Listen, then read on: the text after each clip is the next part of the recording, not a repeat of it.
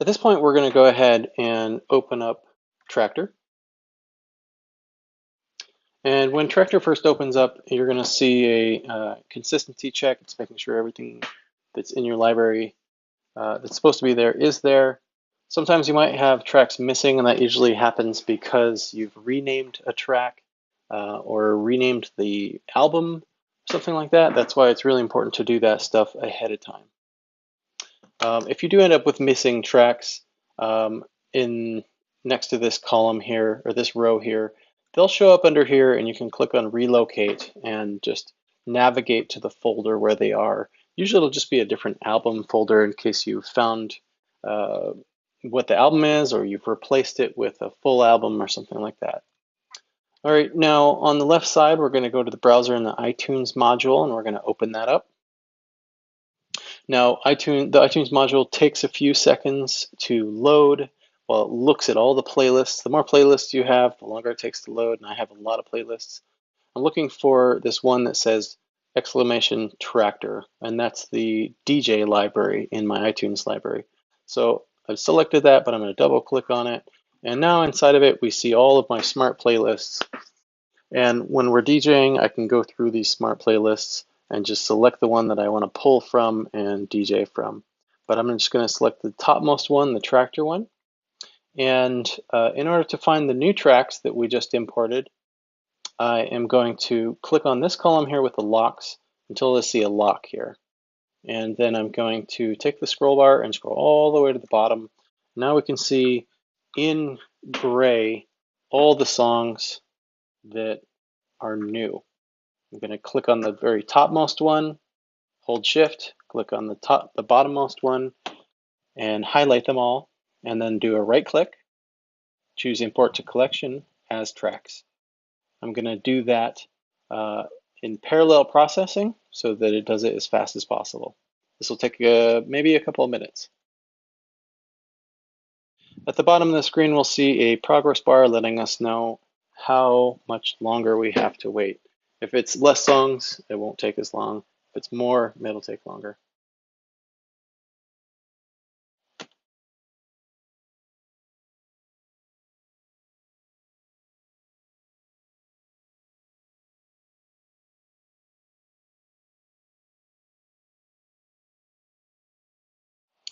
Okay, now it says ready at the bottom of the screen, letting us know that all the songs have been processed and analyzed.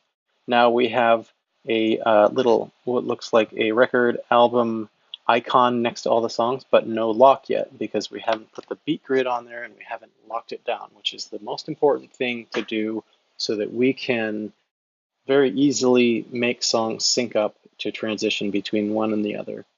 So in order to get that beat grid set, we're going to put these songs into a deck and set the grid. Now there's a couple of ways to do this. We can just drag one up to the deck and then it will load, or we can select it, hold shift, and then the left key will load it into the left deck, the right key will load it into the right deck. We'll do that again. Okay, so in order to set a beat grid, what we're going to do is try to find the first beat, and we can tell by where it starts to get red here in the overview. Let's click there, we'll put our playhead there. We can tell that some kick drums start to come in right about in this area. So I'm going to go ahead and drag this waveform over a little bit so that I get a few seconds of time before the beat starts, and then I'm going to just try to visually figure out where that beat is. And push the play button.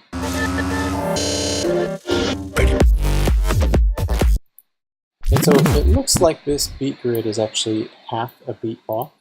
If I zoom in, you can see the playhead, which is this red mark here, is on the beat now. So what I want to do is just go ahead and use the tap function to get that beat grid in.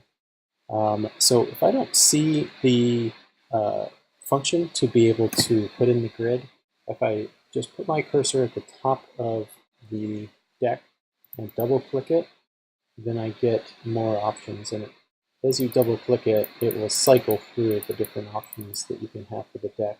But we need to be able to see the grid function here. And what I'm going to do is push play and then just start tapping.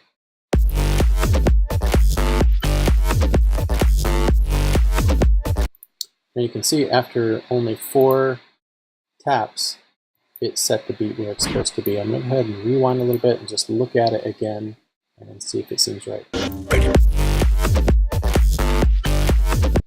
And so what we're doing here is we're looking at this waveform and we're listening to the music at the same time, and we are doing our best to see that the lines cross the playhead as the beat is what we hear. Either the downbeat, which is the kick, or the upbeat, which is the snare. So let's listen for the kick and the snare.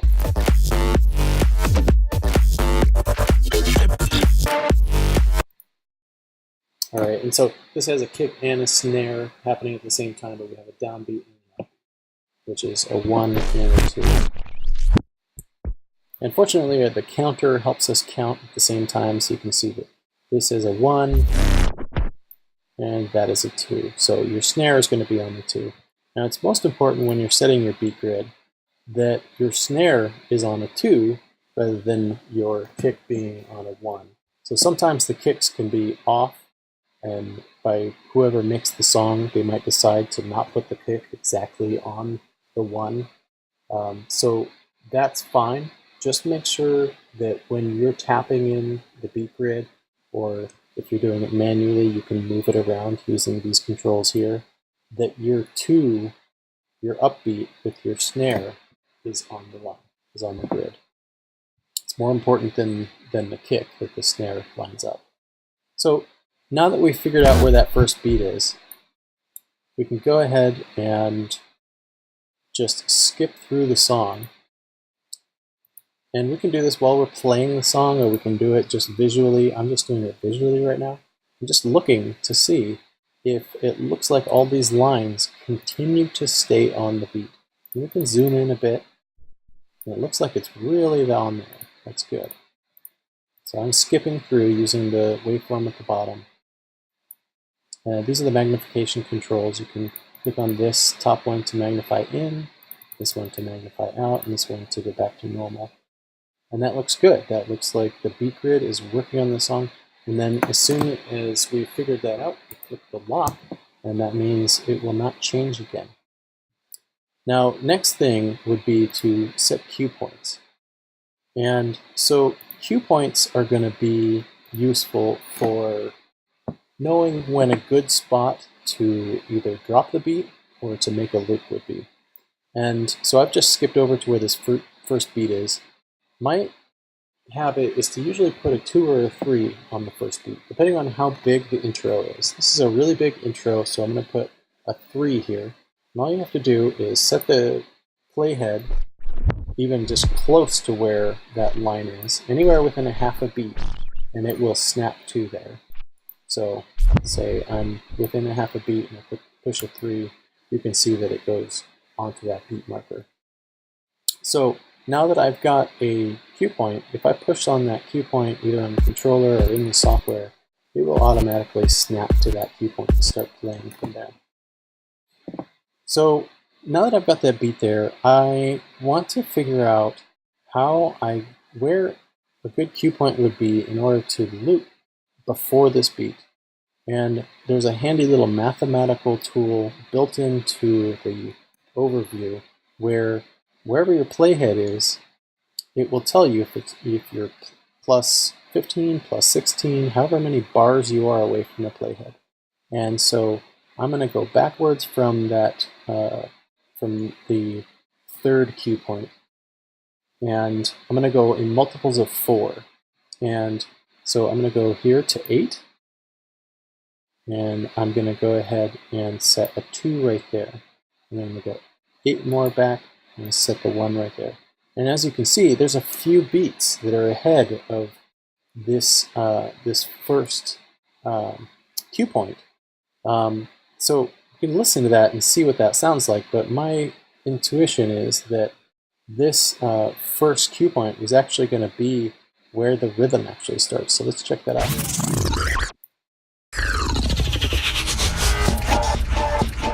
Yeah, so even without listening to it, it's easy to find out. Electronic music and dance music is really methodical in how it uses multiples of 4, 8, 16, 32. So you can usually count on that, but always listen and make sure that it sounds right. So if we go to our second cue point and we set a loop, the waveform turns green to indicate the loop is on. We get a couple of green triangles in the overview, which indicate that there's a loop on. And we can see that the loop from 2 goes right to the 3, which is great for a transition into this song, where I may want to simply deactivate the loop in order to let the beat drop when I wanted to. So now that I've got the intro cue point set, I'm going to go and what I'm going to do is I'm going to go to where there was this breakdown and where the beat starts again. And I'm going to find the first beat here. And I'm going to scoot back a little bit from where that starts and push play and then figure it out. So it's pretty easy to see that it was right there, but I just wanted to hear it. And so I'm going to go ahead and use the 6 here. And it's pretty arbitrary which number you use. I generally try to use the later ones for the outros, the early ones for the intros. Sometimes I don't even use the 4 and 5 or the 6, unless I want to put something in right around here. So I may want to, at the breakdown here, put this 5 at some point. But when I'm prepping tracks, I'm typically just preparing for being able to transition from one to the next. So now that I've got my 6, I will go ahead and get my playhead right on there by pressing it. And then I'm going to use the mathematical tool and find 16. And you can even see the color kind of changes right there. It gets even darker. I'm going to put my 7 right there. And I'm going to come even further to the 8. And I'll put my 8 right there. I'm not going to put another cue point over here because there is such a short outro that it's not really a good place to loop. You could potentially put a loop here, a short loop, maybe 8 beats. Looks like maybe even less than that. It would be better than nothing to loop that and mix in the next song rather than having dead air. But it's so short that I would much rather loop right here where this 8 is. Now, if I want this cue point to already be a loop, I can click right here where it says cue and change that to loop. Oh, and that loop size is going to be defined on what your loop settings are at that moment. So I had it set at 4. I want it to be longer. I'd rather it be 32 beats. So what I need to do is go, since I did that when it was 4, I need to undo that by changing it back into a cue point.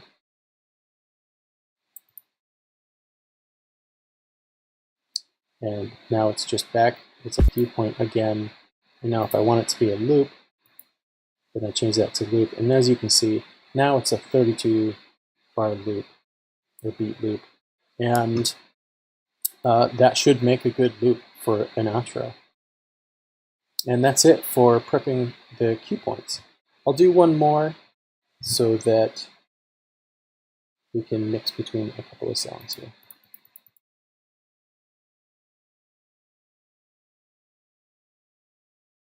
So it looks like this is going to be the same key. Oh, that is the same song. It should be a harmonic one. This is a 7A, not a warmer, of course. Those were just examples. So same thing, I'm going to try to find the first beat here. Push play. And it really looked like it was right here. So I'm going to go ahead and let it play. just watch those lines and make sure that they seem to be lining up. And they do seem to be lining up, so I'm just going to stop the play button and just skip forward by clicking on the overview here. And I'm going to skip forward to the next section and see if that's lined up. And it looks like we got lucky here. Not so lucky because Tractor does a really good job. It usually lines up quite well, but sometimes it doesn't. Sometimes you have to manually tap it in like that last one. So I'm just skipping forward, and sometimes you get lucky and it's already set up and you just have to skip through and just check it and play a little bit and make sure that it sounds right. So this looks good. Now I'm going to go ahead and lock this track because the beat grid seems to be right, and we start with the cue points. So again, I'm going to back this up, I'm going to play it a little bit and find that first beat.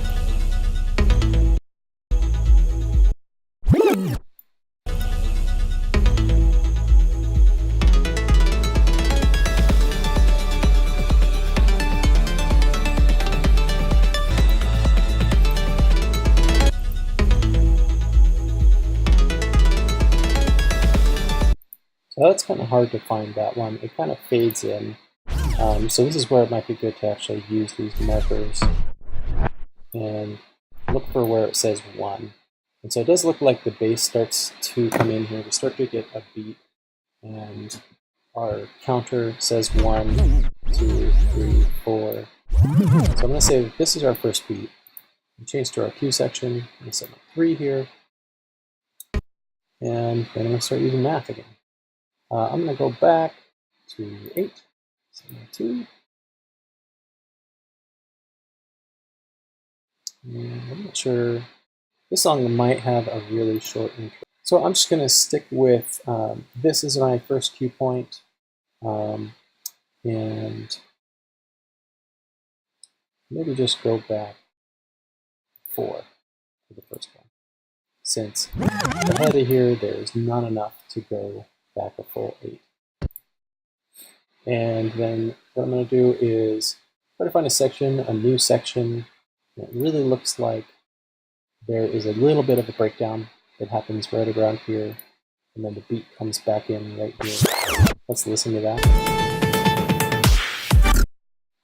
And as we can see, this is one of the 1 beats. This is the first beat in a new phrase.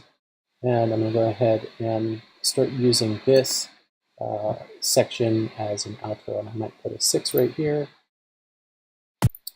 And then go down the track a bit. Put a 7.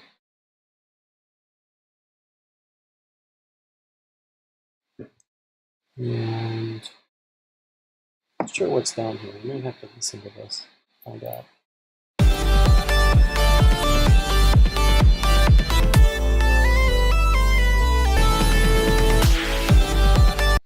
Okay, so it looks like this is kind of a good area.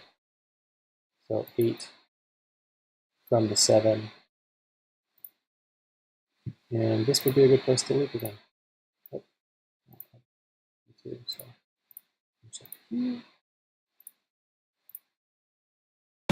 now when I hit that cue point, it'll automatically turn into a loop.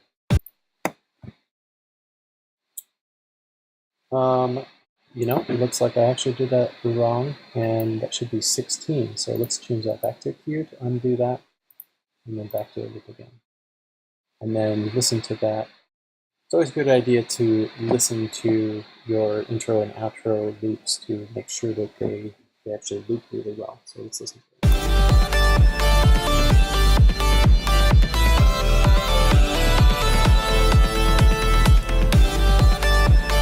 All right, that sounds great. All right, so now let's go ahead. And mix between these 2 songs. What I'm going to do is I'm going to pretend like we already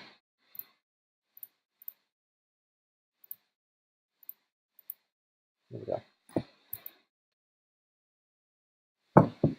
All right, so let's go ahead and mix between these two songs. I'm going to pretend that we already played the song on the left, and we're just going to loop the outro of the song on the left, and we're going to have the song on the right with everything turned down, the volume fader and the EQ all turned down as if we're about to mix this in. We just picked the song to play next. And so we'll start playing the left song, and I'm going to put sync on both so that they match their tempo. And my left song is going to be the master until we switch over to the right song, and then the right song will be the master for the tempo. And so what I'm going to do is I'm going to, while I'm mixing from left to right, bring in the highs and the mids, and then start slowly bringing out the highs and the mids of the old track. And listen closely for the differences that you'll hear between these two tracks when I'm doing that.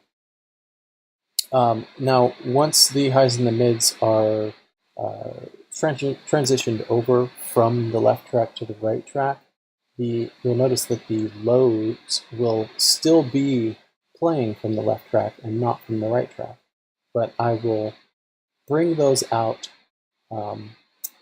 in the timing of one of these loops. So it'll go from full volume with the lows all the way down to zero volume with the lows throughout one of the loops.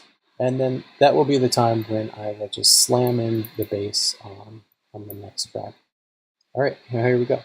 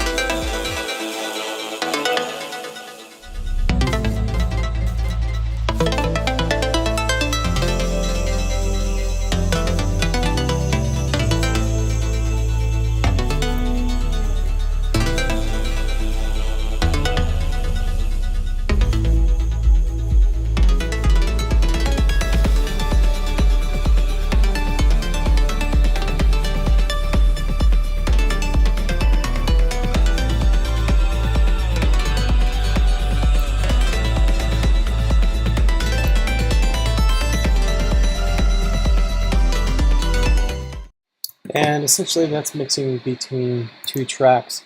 I did let the intro loop go one more time before bringing the bass up and letting that loop uh, come out, turning off the loop.